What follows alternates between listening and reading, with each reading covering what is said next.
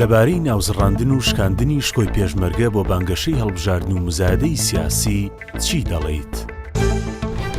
شکۆی پێشمەرگە بە هیچ کەسێک ناشکێ. شکۆی پێشمەرگە لەبەرەوەی شکۆی خۆی هەیە، شکۆیەکی مەزنی هەیە. هەر لە دێر زەمانەوە یعنی پێشمەرگە شکۆیەکی تایبەتی هەبووە لە کوردستانە کە دوژمن بە هەموو شێوەیەک لە پێشمەرگە ترساوە. پێشمەرگە قەڵایەکی گەورە بووە بۆ کورد و بۆ کوردستان. بەڕاستی ئەوەی کە پێشمەرگە کردوێتی بە هیچ کەسێک ناپێ. ئێمە لەژێر سێبەری و لە پشت و پەنای پێشمەرگە ئێمە توانین بە ئازادی دانیشین.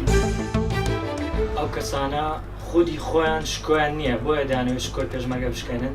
ئێمە هەمومان بە ماڵ و بە گیان قەرزاری برا پێشمەرگەکانین کە لە شەڕی دژمە داعش پێشمەرگە سمبولی کوردستانە.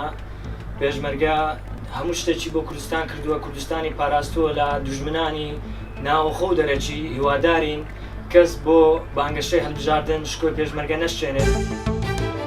لەگەڵ ئەوەی نین کەوا هیچ لایەنێک سوکاتی بە پێشمەرگە بکە، چونکە پێشمەرگە ورەی کۆڵایینن بۆ ئێمە بەرگریان لە خاپ و وڵاتی ئێمە کردووە و هەر لایەنێک سوکایەتی بە پێشمەرگە بکە دیارە ئەو کەسا خۆی چنیە، ئەگەر نابی ئێمە بە هیچ شێوەیەک سوکایەتی بە پێشمەرگە بکەین.